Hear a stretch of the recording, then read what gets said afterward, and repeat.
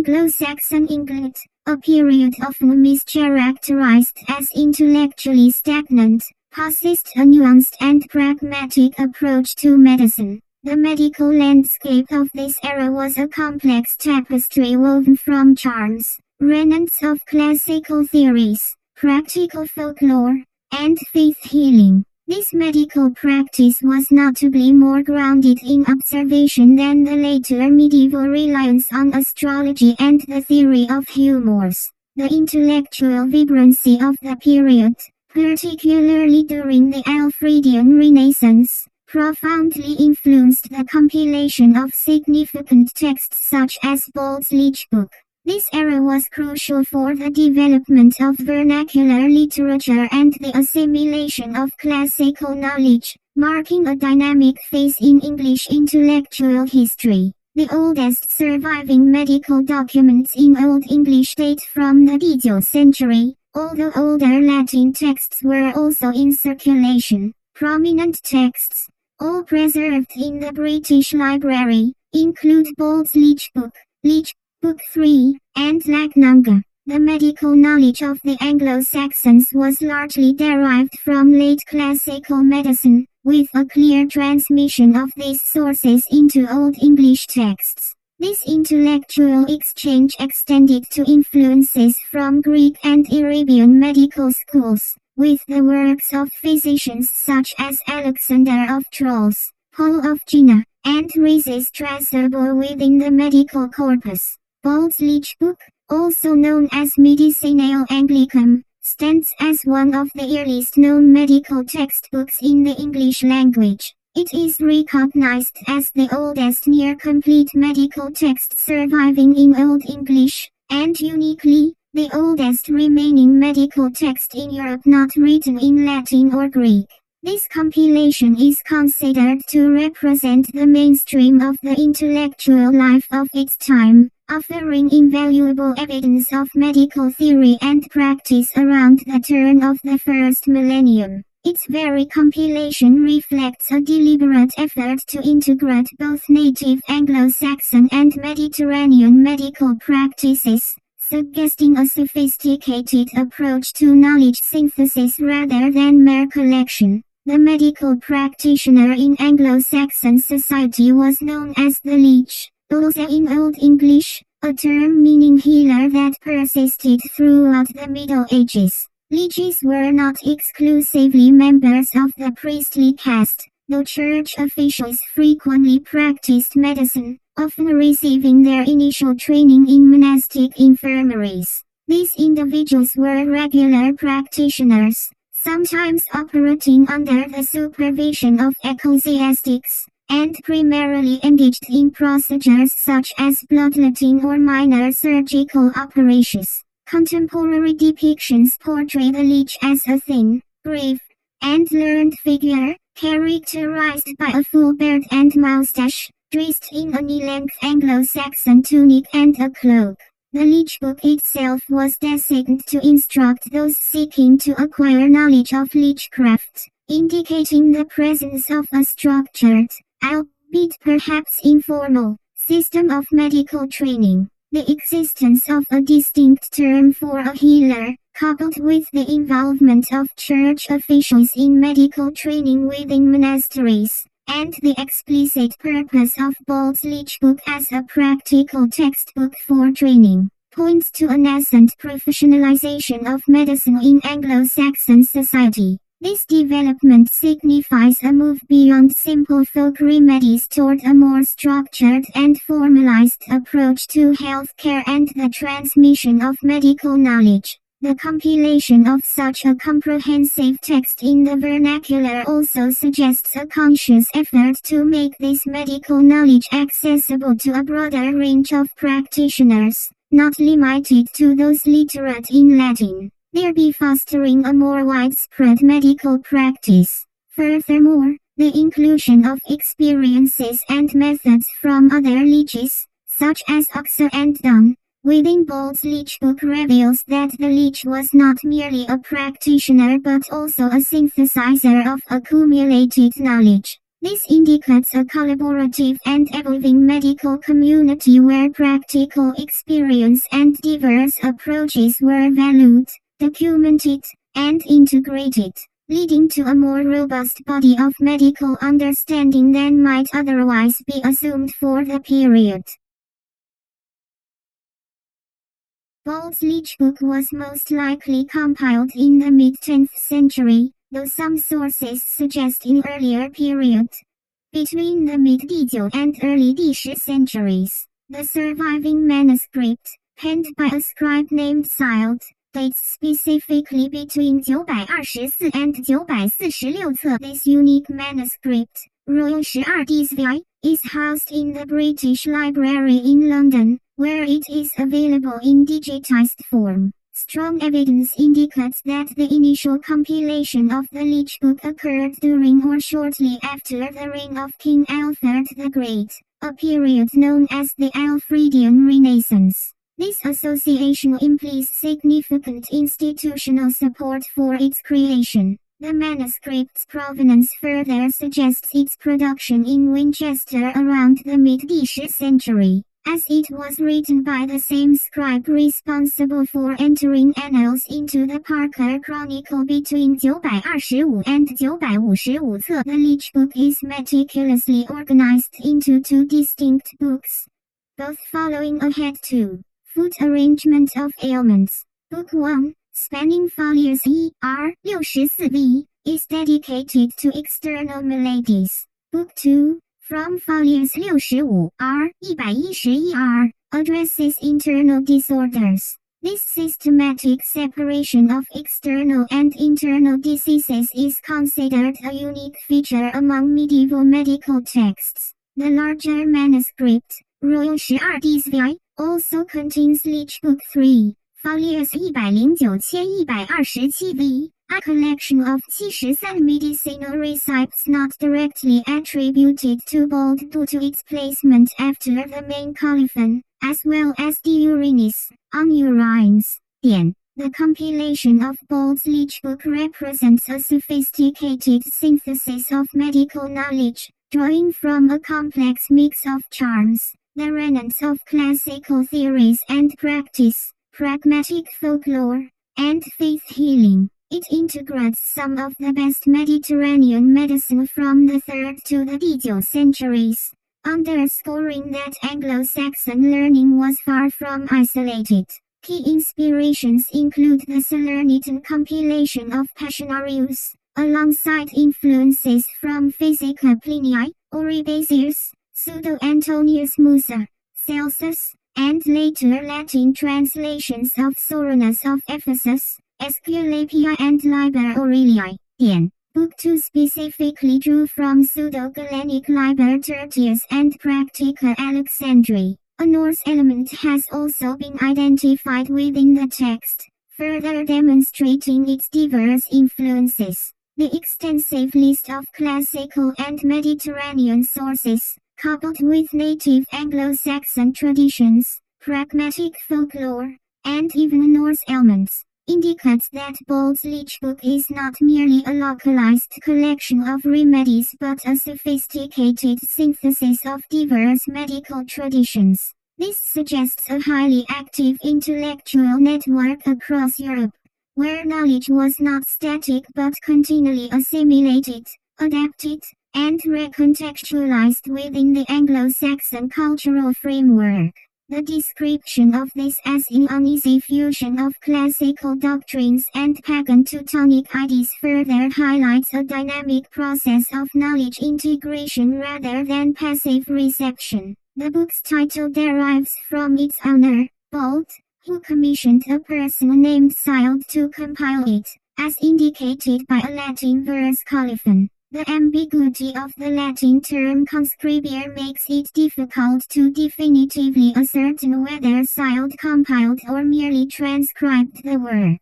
However, the strong evidence for collaborative compilation and institutional backing suggests that medical knowledge in Anglo-Saxon England was a communal and highly valued endeavor, rather than the isolated pursuit of individual healers. This implies a structured environment for medical research and documentation, likely within monastic or royal scriptoria, aimed at systematizing and disseminating effective practices. The context of the Alfredian Renaissance reinforces this, pointing to a period of deliberate intellectual revival and knowledge consolidation.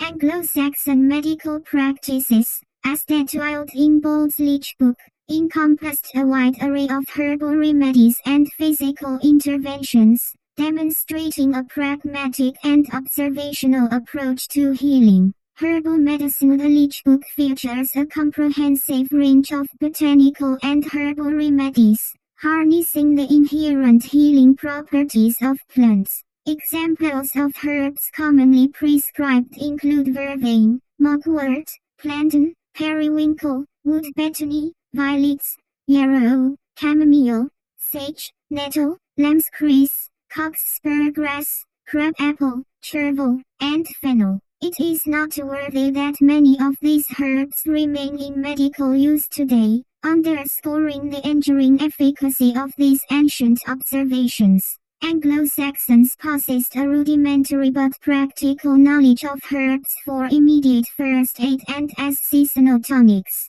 The 9 herbs charm, for instance, specifically lists mugwort, plantain, lambscrease, cockspur grass, chamomile, nettle, crabapple, chervil, and fennel. These were to be pounded, mixed with soap and apple juice, and applied as a salve while the charm was sung into the patient's mouth, ears, and wound. The detailed descriptions of herbal preparations, such as pounding ingredients and mixing them with specific agents like soap and apple juice for topical application, and the continued medical relevance of many of these herbs, strongly indicate an empirical approach to healing. This suggests that Anglo-Saxon practitioners were not solely reliant on abstract theories but were keen observers of natural properties and their effects, engaging in a form of proto-pharmacology, even if their underlying theoretical frameworks differed from modern scientific understanding. Physical interventions beyond herbalism. Anglo-Saxon medical practices included various physical interventions. These comprised minor surgery, urinary inspection for diagnosis, bloodletting, and cupping. Bloodletting was a common practice, though the texts also contain warnings against excessive bleeding, indicating an awareness of its potential risks, including infection. Uniquely, Ball's Leechbook contains the only known mention of plastic surgery in Anglo-Saxon records, specifically for a cleft lip and palate.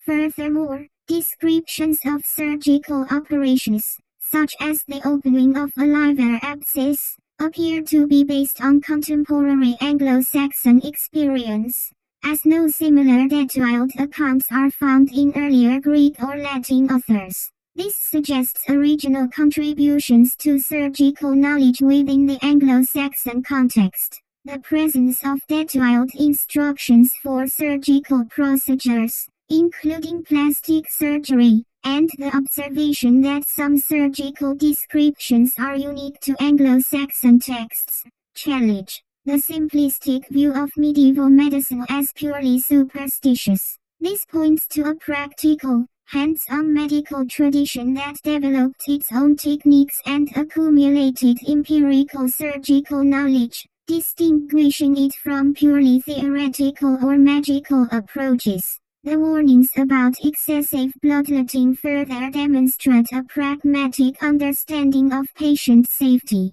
Specific case studies from the Leechbook. The Renowned Eye Salve, one of the most compelling examples of Anglo-Saxon medical efficacy, is Ball's Eye Salve.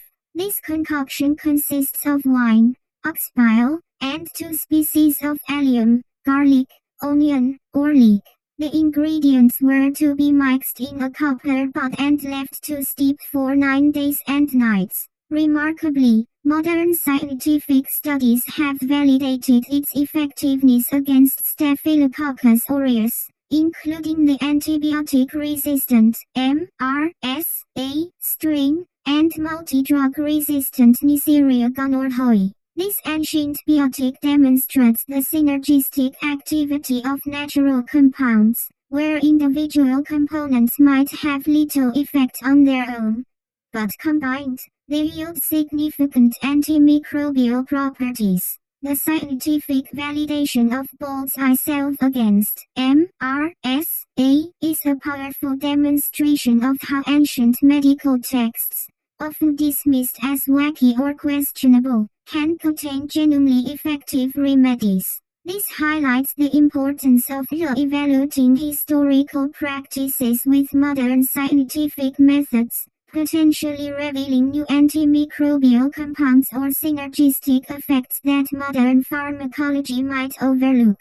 It underscores that effective healing practices can emerge from observational tradition, even without a modern scientific understanding of their precise mechanisms. Dermatological Remedies. The Leechbook also provides a variety of dermatological remedies, 4 in each. A mixture of dog leaves, worms, salt, and sour cream was prescribed. Alternatively, a combination of sheepdown oil and salt could be used. For warts, a mixture of hound's meat, dog's urine, and mouse blood was applied. For pustules, a heated assortment of pounded springwort, believed to be St. John's wort, chervil, honey, and gauze grease was used. For corns and calluses, referred to as hangnail, Bolt recommended a blend of brass nails, old soap, and oil. For erysipelatous inflammations, treatments included ground earthworm mixed in vinegar, or a burnt swallow's nest with its dung, mixed with vinegar. For hair loss, a combination of burnt dead bees mixed with willow leaves and oil was suggested. Migraine Treatments. Bold's Leechbook details 6 herbal remedies for hives, or half-headache, which has been identified as migraine. These remedies utilized ingredients such as red nettle, laurel, wool mustard, vinegar, egg white, and wine. Application methods included anointment, smearing, wringing juice onto nostrils, and rubbing the back of the neck. These treatments were relatively simple to prepare, requiring minimal equipment, and used ingredients readily available in gardens, households, or as common staples. The provision of multiple remedies for the same condition, such as migraine, and the consideration of seasonal availability of ingredients, suggest a practical and adaptive approach to patient care. This indicates that Anglo-Saxon healers were not rigidly bound to single prescriptions but possessed a repertoire of options, allowing them to tailor treatments based on environmental factors, ingredient availability, or even patient response, showcasing a nuanced understanding of practical medicine. Anglo-Saxon medical practices were deeply embedded within a worldview where the physical, spiritual, and magical realms were not distinct but intricately connected. This holistic perspective is evident in their understanding of disease causation and the multifaceted nature of their healing interventions. Anglo-Saxon concepts of disease causation. The understanding of disease causation in Anglo-Saxon society was complex and fluid, encompassing a range of explanations from natural imbalances to supernatural intrusions and divine judgment. While later medieval medicine heavily emphasized the doctrine of the four humors, Anglo-Saxon medicine retained only traces of this classical theory, frequently blending it with non-humoral prescriptions. For example, migraine was attributed to evil humor flowing or evil vapor beyond humoral theory. Pagan Teutonic ideas, such as the worm theory, were prevalent, positing worms as carriers of disease. The 9 Herbs charm explicitly states, the worm comes creeping, tearing into the man, directly reflecting this belief. Another significant concept was elfshot, a medical condition believed to be caused by invisible elves shooting invisible arrows, resulting in sudden, shooting pains. Modern interpretations suggest these symptoms might correspond to conditions like rheumatism or muscle cramps. Charms and practices, sometimes incorporating Christian elements like pages from some books or masses, were employed to prevent or cure elfshot. Illness could also be attributed to malevolent spirits, curses, or divine punishment for sin. The devil was similarly seen as a source of poison capable of afflicting the soul. The simultaneous belief in humoral imbalances, a proto-scientific concept, worm theory, elfshot, supernatural intrusion, and divine punishment, a theological explanation, reveals a fluid and multi-layered understanding of disease in Anglo-Saxon thought. This approach suggests that Anglo-Saxons were less concerned with adhering to a singular, consistent theory of causation and more with finding any effective means of intervention, irrespective of its perceived origin. This highlights a highly adaptive and non-dogmatic approach to illness, where all available explanatory frameworks were pragmatically integrated. Charms and incantations. Charms were central to Anglo-Saxon medical practice, understood as incantations or magic spells that could be chanted, recited, or written. These were used to cure diseases and were often intrinsically linked to ritualistic language, religion, and magic. Charms typically contained verbal formulae intended to be spoken, written, worn, or enacted.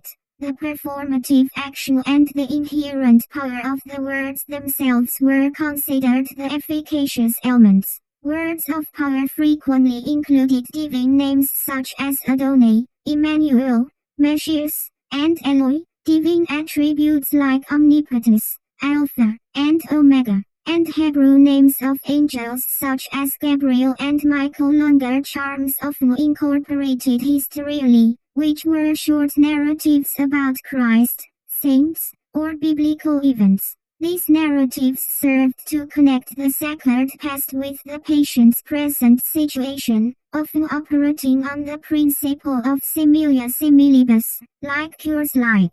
For instance, charms to stop bleeding might reference the waters of Jordan standing still at Christ's baptism. The 9 Herbs charm specifically instructed that the charm be sung into the patient's mouth, ears, and wound. Other examples of charms found in Anglo-Saxon texts include for unfruitful land, against a dwarf, for a sudden stitch, and for the water elf disease. The emphasis on performative action and the inherent power of the words themselves, alongside the use of words of power, suggests that Anglo-Saxons perceived healing not merely as a chemical or physical process but as an energetic and symbolic one. This indicates a worldview where language and ritual could directly influence reality through sympathetic magic, demonstrating a sophisticated understanding of how symbolic acts and verbal formulae could create a perceived link between the mundane and the divine, thereby facilitating healing. Amulets and protective objects. Anglo-Saxon herbalism also incorporated the use of charms and amulets for protection against evil influences. Amulets were utilized for protection and good luck, frequently crafted from natural objects like stones, shells, or animal bones, believed to ward off malevolent spirits and confer good fortune. While specific Anglo-Saxon examples are not detailed in the provided materials, analogous practices from other cultures, such as Egyptian scarab amulets, Viking Mjolnir pendants, and Greek phallic amulets, illustrate the broader cultural context of amulet use. In Welsh charm traditions, which share parallels with Anglo-Saxon practices, charms could be written or worn as protective items.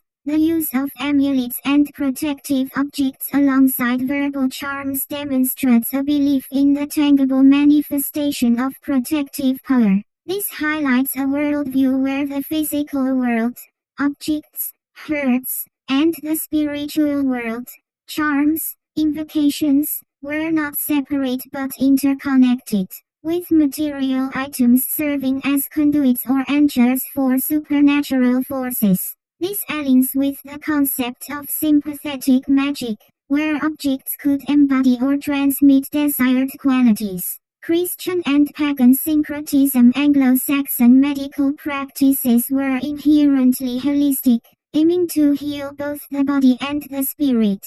This approach led to a remarkable syncretism, where pagan rituals were adapted into remedies that gained approval from the Church. This integration is evident in the inclusion of Latin formulae from Masses, references to Christ or saints, and the conclusion of charms with signs of the cross. The use of Latin in charms was intended to secure Christian approval and augment their healing power by drawing upon established prayers. The recurring motif of the number 3 in Christian formulae, such as the use of 3 hosts or 3 recitations of the Pater Noster, symbolized the Holy Trinity, believed to multiply the patient's protection. Charms frequently blended elements of paganism, Christianity, and medical science. For instance, a herb drink for the devil's temptations combined specific herbs with holy water, and a Latin charm, God, in your name make me well, derived from some Wushizan. Instructions found in Leechbooks and Lagnanga suggest that both the L.C.E. medicus and the priest performed rituals and recited charms, sometimes involving the singing of masses over herbs. The seamless integration of Christian liturgical elements with traditional pagan and folk practices reveals a pragmatic pluralism in Anglo-Saxon healing. This suggests that efficacy was prioritized over strict adherence to a single religious or scientific dogma. The blurring of lines between magic, religion, and science and the involvement of both liches and priests indicate that healing authority was distributed and collaborative, reflecting a society that drew upon all available resources, spiritual and material, to combat illness.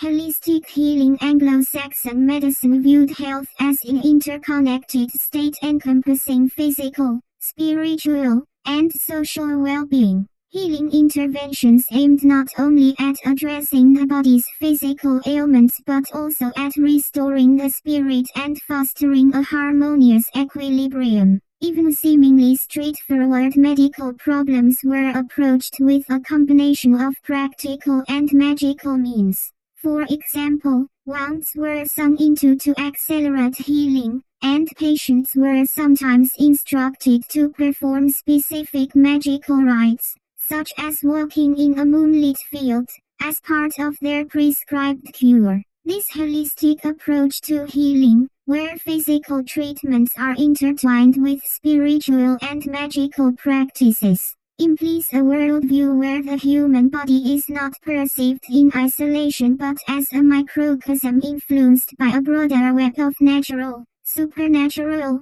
and divine forces. This perspective suggests that illness was understood as a disruption in this interconnectedness, necessitating interventions on multiple planes: physical, energetic, and spiritual, to restore balance.